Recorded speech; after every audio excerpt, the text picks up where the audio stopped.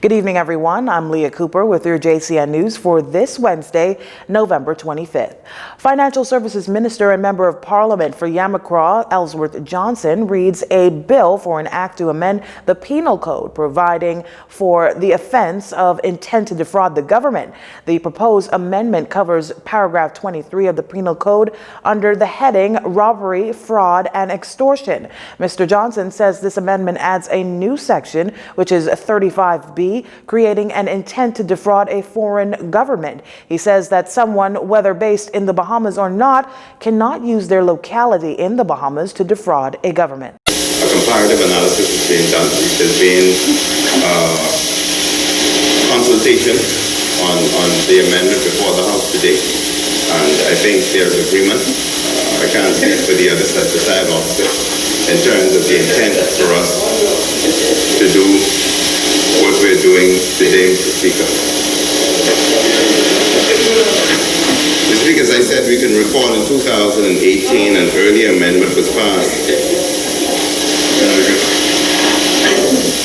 That early amendment was passed to the existing section 3578. This created the offense of tax evasion in the Bahamas. However, the intent of that amendment was only to create an offense which permitted international legal cooperation on the basis of dual criminality. Now, that amendment, he says, created a framework for agency-to-agency judicial cooperation in investigating foreign tax evasion cases on the basis that tax evasion was also a crime in the Bahamas. However, Mr. Johnson adds that because of the First Amendment, it only related to tax evasion offenses against Bahamian tax laws and not foreign tax laws. He adds that the bill also makes provisions for sanctions. If a person commits an offense, if they commit the offense, they are liable on summary conviction to imprisonment for a term not exceeding 6 months or a fine not exceeding $100,000 or to both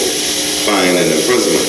And then it goes, and it explains in the section that follows that on conviction or an indictment to imprisonment for a term not exceeding 5 years or to a fine not exceeding $500,000. Minister of Public Works Desmond Bannister expressing concern about the amount of scams going on in the Bahamas as he gave his contribution to the debate on the amendment to the Penal Code. This amendment seeks to criminalize the intent to defraud the government. We must ensure that we are respected for the integrity of the business climate and for the manner in which we respect the laws of other countries.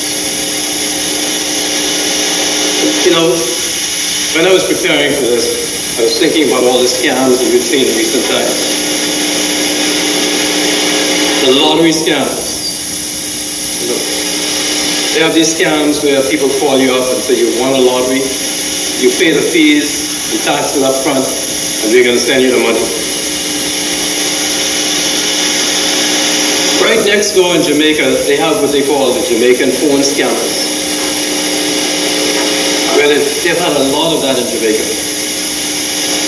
And that's been blamed for financing gang warfare in Jamaica and for murders. Because the scams have even gotten into popular culture. Minister Bannister contends that many young people listen to songs that glorify scamming and don't realize that they're singing about something that is illegal and dishonest. He says he's also experienced people impersonating him to scam others. Even I'm not on Facebook and I'm not on Instagram. But I can't tell you how many people have come to me and said they just talked to me on Facebook and they sent me the money I asked for. I'm not on Facebook. I'm not on Instagram. But they're scammers. One of the things we're here today to do is to send a message to let it be said that the Bahamas is not in the business of facilitating or encouraging dishonesty and scamming. Mr. Bannister says that the legislation will go a long way to protect the international reputation of the Bahamas. The debate for this amendment is ongoing. Work in the Senate buildings being scoped, this coming from the Works Minister, Desmond Bannister, ahead of his weekly cabinet meeting yesterday. Now, back in October, House Speaker Halston Moultrie urged the government to address long-standing concerns over deteriorating conditions at his office building, concerns that Minister Bannister assured will be addressed. Well, Minister Bannister says while work has begun, these things take time. Earlier this month, Mr. Moultrie told reporters that he turned over the keys to the office of the Speaker to the Chief Clerk of the House, as he doesn't intend to work in an office under those conditions. Minister Bannister didn't give a specific timeline for the renovation, but he says as soon as he gets the scopes in his hands, they then go to tender. Well, a promotion exercise in the pipelines for the Department of Immigration, along with working out some pressing matters as it relates to young officers within the agency. This according to Minister of Immigration Ellsworth Johnson, who shared this much yesterday with reporters outside of Cabinet. Now, back in June in the House of Assembly, when Minister Johnson made his contribution to the 2020-2021 budget, he highlighted that the department has not had a promotion exercise within the last 5 years. Just spoke to the President of the Union. They understand the financial difficulties. We're almost finished with all of doing the processes for promotions, and more than just promotion. We've had some officers who've been there for quite some time and have not received their confirmation letters. Minister Johnson could not give an exact number of officers who have yet to receive their letters, adding that the agency is in a transitional period, as he previously noted in Parliament. This upcoming promotion exercise will focus on succession planning within the agency, ensuring that officers have a clear path for advancement. I've spoken to those young officers and I've told the senior officers, listen, I know you want to be promoted, but we have to get these young officers dealt with. And so that process is almost being completed.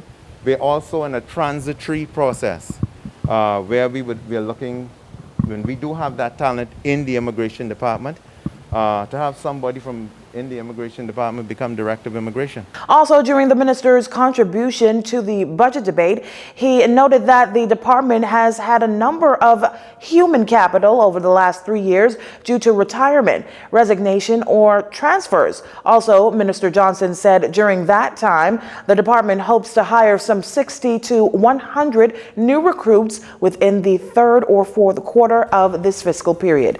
You're watching JCN News. Stay with us. This segment of the news was brought to you by Alive.